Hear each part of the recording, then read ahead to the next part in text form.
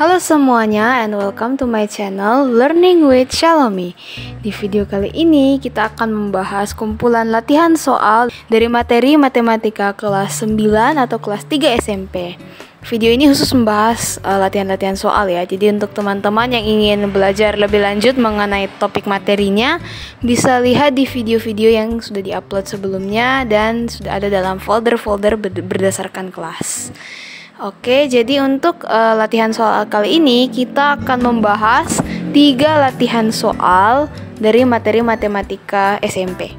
Soal yang pertama, jika diketahui px kuadrat ditambah 4x tambah 1 sama dengan 0 memiliki akar kembar, berapa nilai p? Jadi tipikal soal ini adalah tipikal soal persamaan kuadrat yang merupakan materi kelas 9. Nah, kita coba tulis dulu dari semua yang diketahui dari soal. Oke, jadi karena diketahui persamaannya, ya langkah pertama yang kita harus lakukan adalah menulis persamaannya dulu. Px kuadrat ditambah 4x ditambah 1 sama dengan 0. Kita tulis kembali ya. Lalu karena diketahui persamaan ini merupakan persamaan dengan akar kembar. Nah, kalau diketahui persamaannya itu punya akar kembar, karena kan dia persamaan kuadrat, berarti akarnya pasti ada 2, karena dia pangkat 2. Kalau dikatakan akar kembar, maka salah satu fakta yang kita sudah ketahui secara umum yaitu nilai determinannya sama dengan 0. Nilai determinan itu kita bisa tuliskan dengan D. Jadi kita bisa tuliskan D sama dengan 0. Oke, apa itu D? D itu B kuadrat dikurang 4 dikali A dikali C. Berarti sama dengan 0. Apa itu nilai B, A, dan C? Diambil dari persamaan tadi. Jadi kalau nilai B itu nilai yang ada di depan X, nilai A itu nilai di depan X kuadrat, dan nilai C itu nilai konstanta. Jadi kalau dari persamaan ini kita ketahui nilai B-nya itu adalah 4. Jadi kita tuliskan dalam persamaan ini 4 kuadrat dikurang 4 dikali A-nya itu P, dan dikali C yaitu 1. Berarti dikurang 4 dikali P dikali 1 sama dengan 0. Nah, ini kita selesaikan seperti menyelesaikan persamaan linear biasa saja. Jadi kita tuliskan 16 dikurang 4P sama dengan 0. Berarti 16 sama dengan 4P. Maka P sama dengan 4. Oke, itu dia jawabannya. Kita langsung mendapatkan nilai P. Kita coba lihat soal berikutnya. Di soal kedua ini, Angel ingin membuat kreasi celengan dari kardus bekas untuk tugas sekolahnya. Jika dia menginginkan celengannya berbentuk silinder dengan tinggi 20 cm dan diameter 7 cm, berapa luas minimum kardus yang dibutuhkannya? Oke, jadi kalau tipikal soalnya seperti ini kan termasuk materi bangun ruang sisi lengkung di kelas 9. Nah, karena dia menginginkan luas minimum untuk membuat bangun ruangnya, maka kita harus mengetahui luas permukaan dari bangun ruang itu sendiri. Dalam hal ini adalah silinder atau tabung, sama saja ya. Nah, kita coba tuliskan dulu semua yang diketahui dari soal. Jadi, tadi yang diketahui tingginya 20 cm. Lalu celengannya memiliki diameter 7 cm atau kita tulis D sama dengan 7 cm. Nah, yang ditanyakan kan luas permukaan dari tabung ini. Nah, mari kita melihat apa rumus dari luas permukaan tabung. Jadi tabung itu kan sebenarnya terdiri dari tutup dan alas berbentuk lingkaran dan selimutnya yang berbentuk persegi panjang. Artinya untuk mencari luas permukaan seluruh tabung, kita harus mengetahui luas lingkaran dan luas persegi panjang. Luas persegi panjang itu kan luas selimutnya. Jadi 2 luas lingkaran ditambah 1 luas persegi panjang. Nah, kita masukkan rumus luasnya ini seperti biasa. Jadi rumus luas lingkaran itu kan pi r kuadrat. Karena dia 2 berarti kita kali 2. Ditambah rumus luas persegi panjang. Dalam hal ini karena persegi panjang ini mengelilingi lingkaran atau alas dan tutupnya, maka panjang dari persegi panjang itu adalah rumus keliling lingkaran, yaitu pi dikali d. Kenapa? Karena waktu dia mengelilingi tabung itu, maka selimut itu kan mengelilingi tutup dan alasnya, maka panjang dari persegi panjang itu akan sama dengan keliling lingkaran tutup dan alasnya. Dikali lebarnya adalah tinggi dari tabung tersebut, atau T. Jadi rumus dari luas selimutnya itu Pi dt. Dan di sini ada contoh dari jaring-jaring tabung, jadi bisa lebih gampang untuk dilihat. Oke, kalau kita sudah tahu rumusnya, kita tinggal masukkan dari data yang kita sudah ketahui dari soal.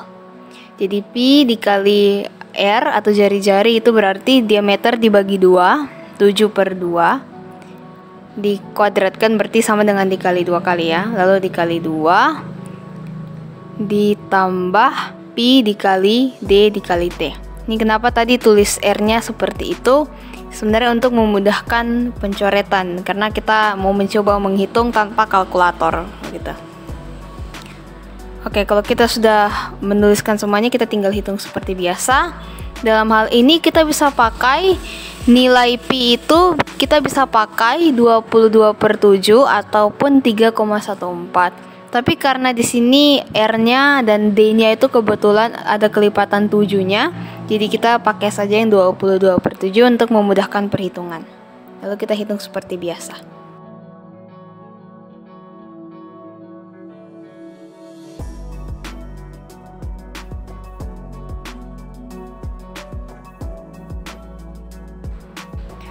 Oke, jadi jawaban untuk soal yang ini adalah 517 cm². Itu adalah luas permukaan dari tabung ini.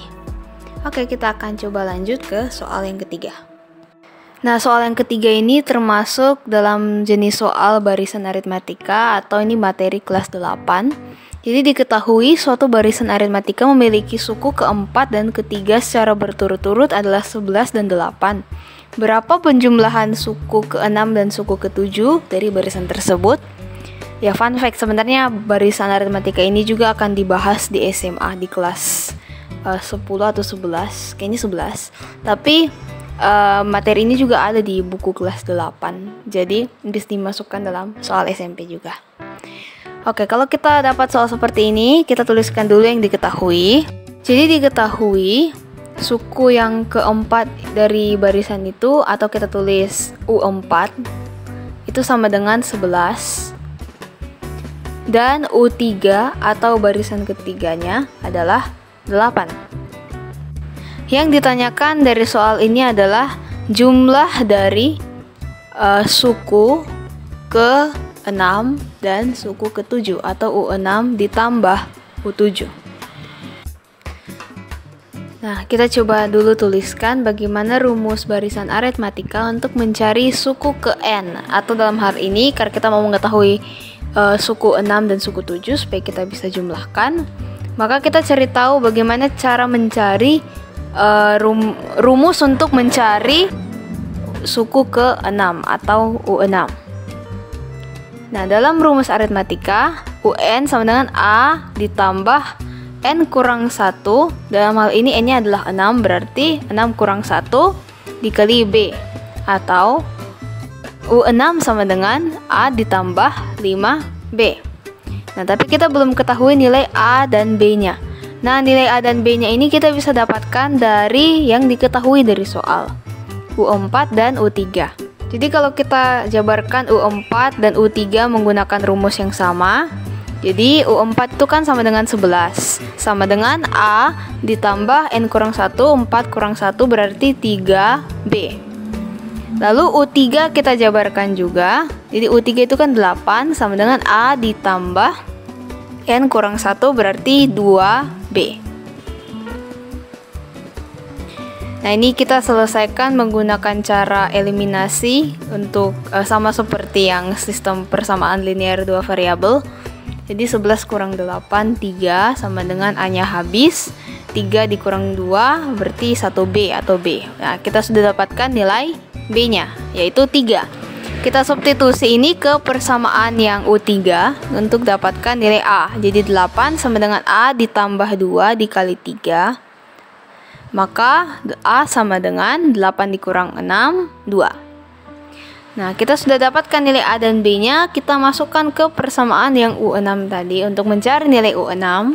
Jadi, A2 kita tambah dengan 5 dikali 3 nilai B. Berarti 2 ditambah 15 sama dengan 17. Oke, kita pakai cara yang sama untuk mencari nilai U7.